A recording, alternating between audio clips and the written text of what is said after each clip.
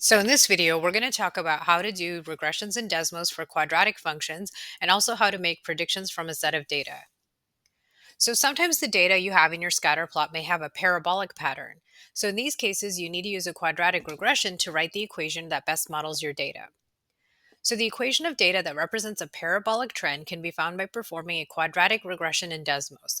So going to be very similar steps to what we did in the last lesson, except now we're finding a quadratic equation. Desmos will also tell you a value that's called the coefficient of determination, which is represented by r squared, and that'll tell you how well the equation will fit the data you have. If the coefficient is closer to 1, that means your equation is a good fit for the data. So you can see here we have r squared equals 0.9949. That means this equation is going to be a really good fit for the data. So the steps to performing quadratic regressions can be found in the study guide that's in the resource folder. Make sure that you're using it when you're working on finishing your assignments. So let's enter the data in the table into Desmos and apply a quadratic regression to determine a function that best represents this data. Let's also use the coefficient of determination to figure out how well our equation is going to fit this data. So what we need to do is like we did in the linear regressions lesson, we need to click this plus sign and then do table. Now we're going to go ahead and enter our values into this table in Desmos.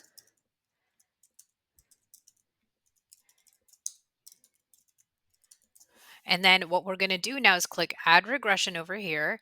And then linear regression is the default. So we need to go ahead and change that to quadratic. Okay, so now that we changed it to quadratic, we have our quadratic equation, which is y equals 3x squared minus 5x plus 8. Notice our r squared value is equal to 1. So this is going to be a perfect fit for our data set. So now you can go ahead and pause the video and try doing this example on your own. So now we have a whole new set of data. So we're going to go ahead and do plus and then table. And then you go ahead and type in the values. And so once we have our table, we can go ahead and do the regression. So we do add regression and then choose quadratic. And you can see that gives us the equation negative 2x squared minus 2x plus 35. R squared is 1, so that's going to be a very good fit for our data set. So now let's look at a real life example. It says Isaac is trying to improve his free throw percentage. He recorded a video of himself shooting a free throw and collected the following data of the height of the basketball for each second after his throw. Use the data to write a quadratic function that represents the trajectory of his free throw. So here we have like a horizontal table. So remember, we have to kind of turn it when we go ahead and enter our data into Desmos, right? So this first row is actually going to become my first column in my table because that's where all my X values will go. The second row will actually become my second column in my table. Okay, so I'm going to go ahead and enter these values.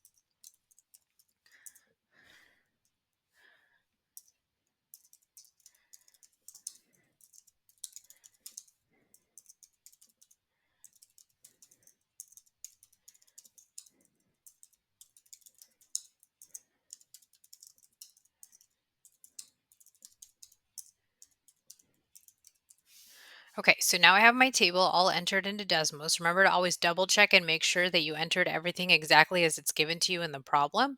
Now we're going to click add regression and then go ahead from the drop down menu, choose quadratic. And so now I have my equation. I'm going to go ahead and round everything so that I can write my equation a little more neatly. So I'm going to write this as y equals negative 88.11 x squared plus 38.53 x, and then plus 8.77. Okay, so that's the quadratic equation that'll model the trajectory of this basketball. So regression equations can be used to determine future values in real-life situations, and all we need to do is plug the given value into our equation and solve for the missing variable. So this is going to be exactly the same process that we did with linear regressions, where we're going to replace y with f of x and then just plug in the value that's given to us. Let's revisit this problem that we just did. So we have the equation that we already found for the height of the basketball, depending on the number of seconds after Isaac throws it. So let's go ahead now and calculate the height of the basketball 0.5 seconds after he throws it. So remember, that's basically going to be thinking about this equation as f of x and then trying to evaluate f of 0.5. Remember, we can do this in Desmos. We're just going to go ahead and click this button right here that's going to put the equation in the next row. And then we're going to scroll back to the front and we're going to find where it says y and replace that with f of x. Then we can go to the next row and go ahead and type f of 0.5 and it's going to compute that value for us.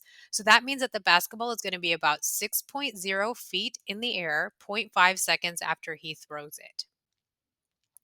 So now let's look at this example. A student was studying the relationship between the number of sides of a polygon and the number of diagonals that can be drawn between the vertices of the polygon. The data is represented in the table below.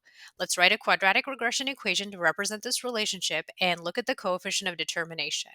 So let's go ahead and start off by creating our table, and I'm going to go ahead and type in these values that I have in this problem right here. And then what I'm going to do is I'm going to go ahead and I'm going to click add regression and then choose quadratic regression from the drop down menu. So here I have my equation, which is y equals 0.5 x squared minus 1.5x. And I don't really need to write that plus 0, right? So I can just leave this equation like this. Notice the r squared value, the coefficient of determination is equal to 1. So that means that this equation is going to be a perfect fit for our data set. So now it says how many diagonals would a decagon, which is a 10-sided polygon, have? So we think about the number of sides as our input, right? Those are our x values. So I'm going to rewrite this function as f of x, and then I'm going to go ahead and replace that x with 10 and have Desmos compute that value. So I'm going to click this button right here. So I have my equation now, and instead of y, I'm going to write f of x. Then in this next row right here, I'm going to do f of 10. And you can see here it computed that value, which is 35. So that means my 10-sided polygon is going to have 35 diagonals. So now you can go ahead and pause the video and try doing this example on your own. You can see here I've gone ahead and typed in all these values from our table. Remember that since this is a horizontal table, you want to go ahead and turn it when you write your values in Desmos. So all of the first row is going to be our x values column, and all of the second row is going to be our y values column. So now that I have that typed in, I went ahead and clicked the add regression and chose quadratic regression. So now we have this equation that's going to model this data. I'm going to round it when I go ahead and write down. So I have 0.12x squared minus 3.46x and then plus 28.34. Okay, so now I'm going to go ahead and just click this button right here to have that equation appear in the next row. And then I'm going to go back to the beginning and replace y with f of x. Here it's asking me how long would it take a person to complete a project alone. So a person completing the project alone would be a team of one member, right? So I'm going to calculate f of 1 and I'm going to ask Desmos to figure out that value for me. So it says 24.997. Notice all my values are rounded to the nearest whole number, so I'm just going to go ahead and do that. And so it's going to take them about 25 hours if they work on a project alone. So remember, using regressions and Desmos, you can write a quadratic equation that best models a set of data. You can then use this equation to calculate values that are not included in your data set.